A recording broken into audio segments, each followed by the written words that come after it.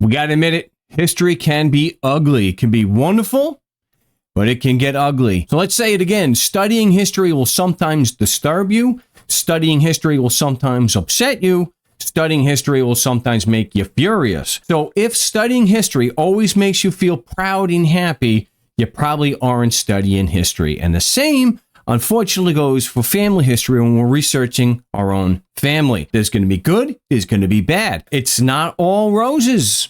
You know, is that I remember in the army they had that thing, I never promised you a rose garden, okay? You will not laugh. You will not cry. You will learn by the numbers. I will teach you. So right out of the gate here with the new year, the first day, just this morning, found something pretty disturbing in my family history research. And not too closely related, but not distant to me, a famliy, which is unfortunate. I just want to point out some of the other ugly parts of history. Was there a genocide against the Native Americans in the United States? Yes. There are pictures of these things. We may not have audio and video like we do now, but there are pictures. Speaking of pictures here, the Holocaust, it happened. Yes, innocent people were murdered by the thousands. And another one here, the Trail of Tears. I've met people who are Native American, and at least because of my youth at the time, I couldn't believe that they would call Andrew Jackson the American Hitler.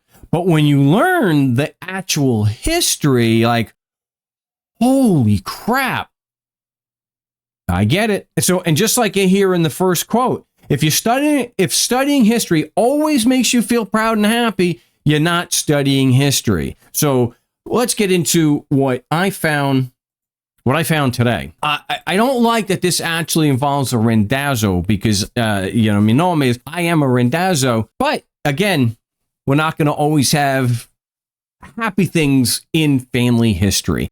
This actually, it is a audio de matrimonio, because if you follow the channel, I am going through these records. It's 1940, and last video I did was another disturbing. It was the first cugini or cousin marriage, this is worse. I've mentioned these on the on the channel before.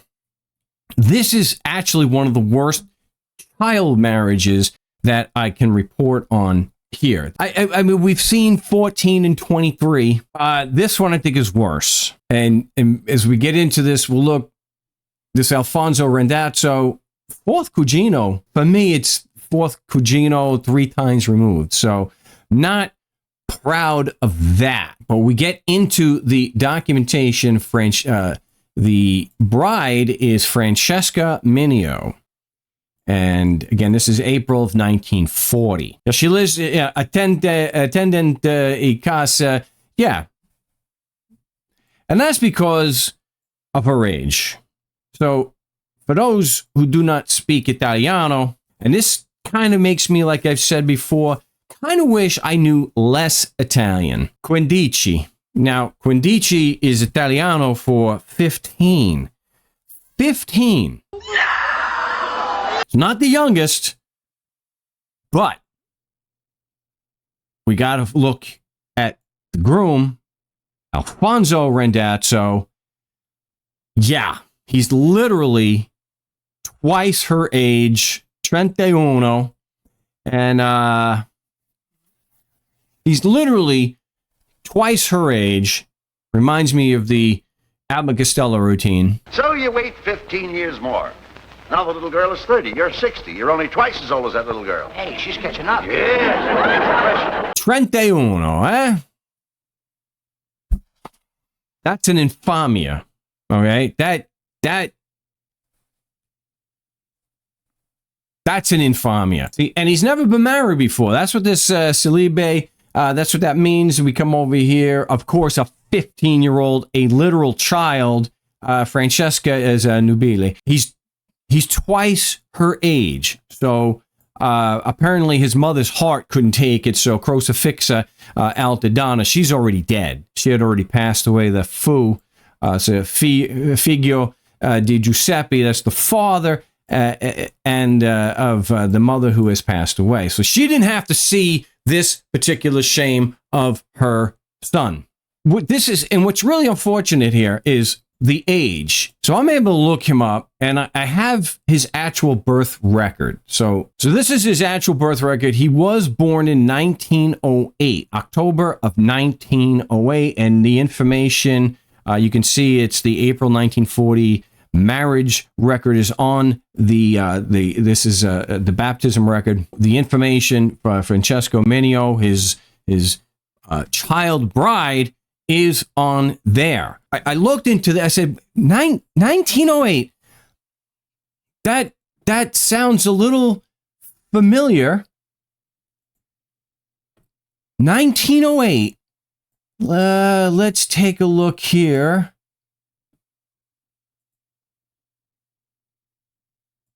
Oh my gosh, yeah, because the mother of the bride, right? Giovanna Margherita Vincenza Giacona, the mother of the bride, is the same age. A little bit older, but not much. Here's a clue.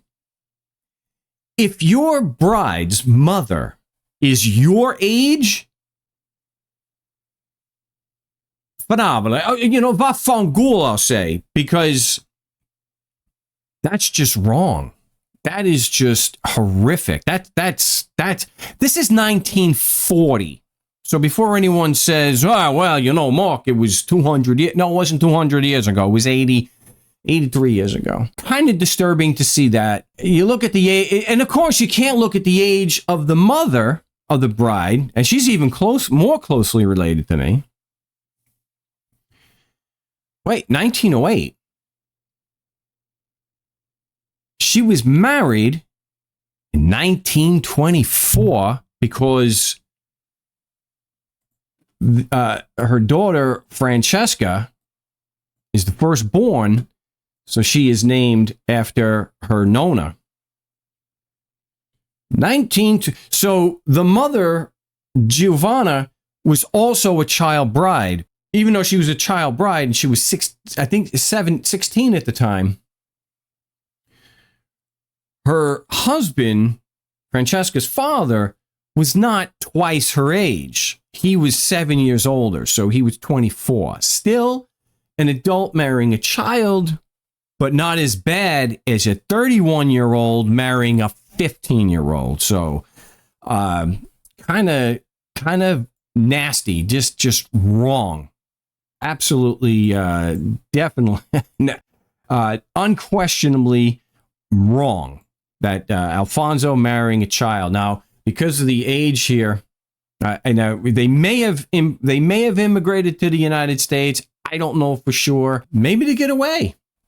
Well, when you marry a 15-year-old as a 31-year-old, just horrific. So I'm off to a really good start on finding horrific things in family history. Hopefully in the next few days as I continue doing the research, because as I mentioned before, I'm doing this in the Adi de Matrimonio here on Antonetti because I'm trying to find the marriage record for my noni. So even though they were married in Brooklyn, this particular set of records in the back has the overseas marriages. So I'm hoping for some extra information from that. Hopefully, again, the next video will not be about ugly history. It'll be a bit more positive history. Hey, thanks for watching, and you know what you got to do now. Now go home and get your fucking shine box.